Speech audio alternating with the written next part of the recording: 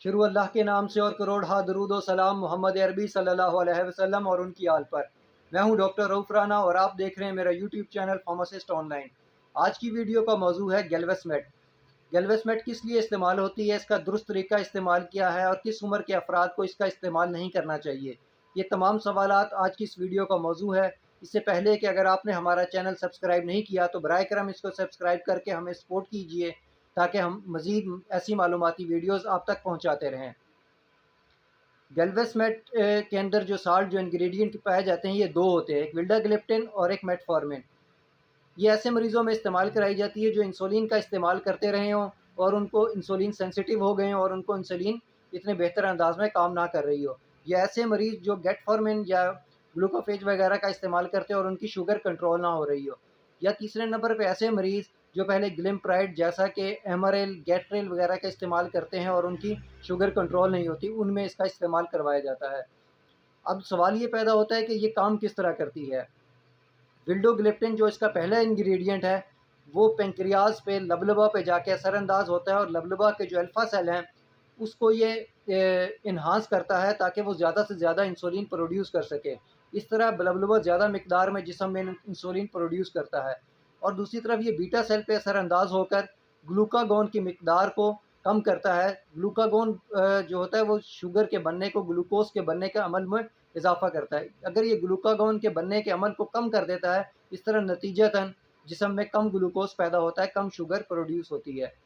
दूसरा जो ingredient metformin है, मेटफॉर्मिन आंतों के अंदर ग्लूकोज के जज्ब होने की सलाहियत को कम से कम कर देता है।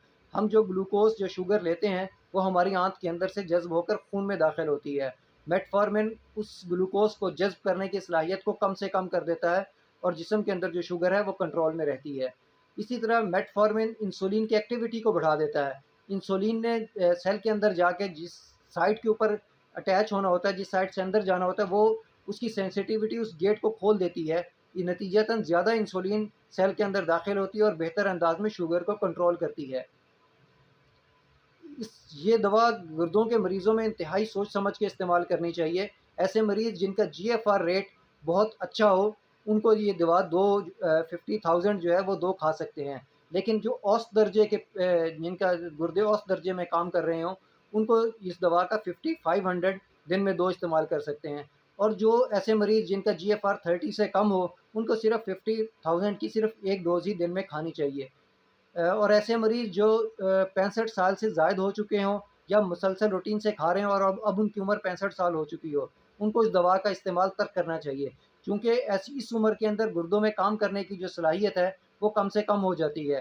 तो अगर हम मज़ीद इस दवा का इस्तेमाल करवाते रहेंगे तो गुर्दों पर मज़ीद लोड बढ़ता रहेगा और उनके जो काम करने की सलाहियत है कम हो सकती है और मज़ीद चलते-चलते वो क्रोनिक या किडनी फेलियर की सूरत में ना हो जाए। इसलिए ऐसे मरीज़ जो पहले इस्तेमाल करते रहे हैं और उनकी जो है उम्र 65 हो चुकी है, उसको इसका इस्तेमाल तर्क कर देना चाहिए।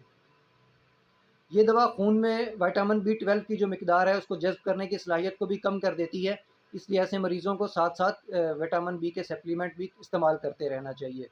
इसके साइड इफ़ेक्ट में कोई इतने ज़्यादा साइड इफ़ेक्ट नहीं है, लेकिन फिर भी मुमकिना तौर पर पेट ख़राब, पेट का दर्द, सर चकराना, लेकिन ये तमाम मरीज़ों में इसका ज़ाहिर नहीं होता। कुछ मरीज़ों के अंदर ये शिकायत महसूस होती है, लेकिन दवा के आहिस्ता-आहिस्ता इस्तेमाल के साथ ये जो साइड इफ़ेक्ट हैं वो भी ख़त्म हो जाते हैं।